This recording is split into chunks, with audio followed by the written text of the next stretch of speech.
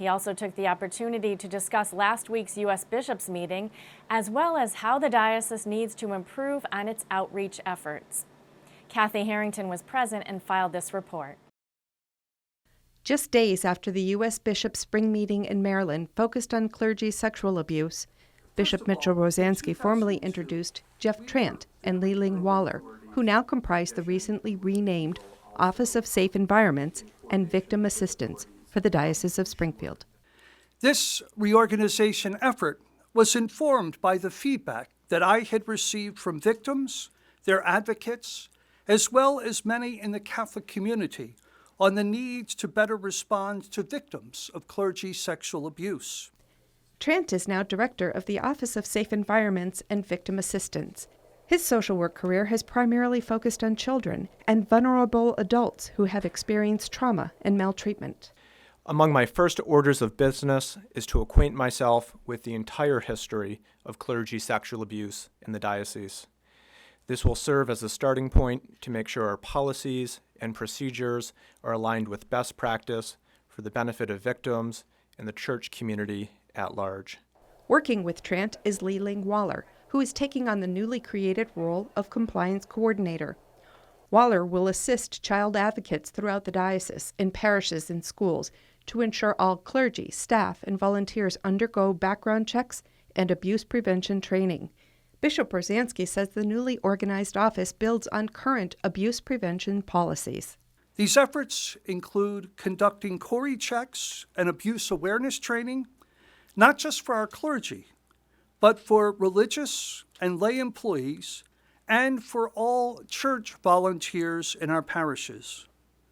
This is in addition to our educational programs and awareness programs, which we offer throughout all of our elementary and high schools, as well as parish faith formation programs.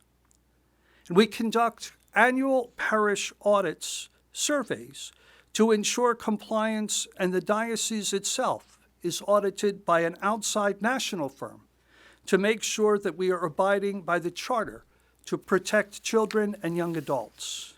Created in 2002 when the U.S. Conference of Bishops met in the wake of the clergy abuse lawsuit in the Archdiocese of Boston, the charter did not include bishops. In 2002, bishops were not specifically included in the Dallas Charter, merely because of the fact that we answer directly to the Pope. Now Pope Francis has created a new church law.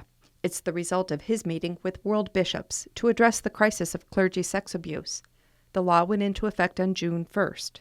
That prompted the U.S. Conference of Catholic Bishops, including Bishop Rozanski, to approve 3 new bishop accountability measures, as well as the creation of a third-party reporting system. If there is an allegation against a bishop, whether that be that the bishop knew about abuse and did not handle it properly, or the bishop abused someone himself, that there would be a third party who would take that complaint, and then that would begin an investigation. So it would be a totally independent investigation. Trant is working with the authorities and the district attorney's office to ensure best practices when it comes to reporting abuse. Last year in the diocese, 15 reports of abuse were made, often having occurred decades earlier. I think any time that this issue of sexual abuse is in the news, whether it's the Me Too movement or whatever happens in the secular world, also affects the ecclesiastical world.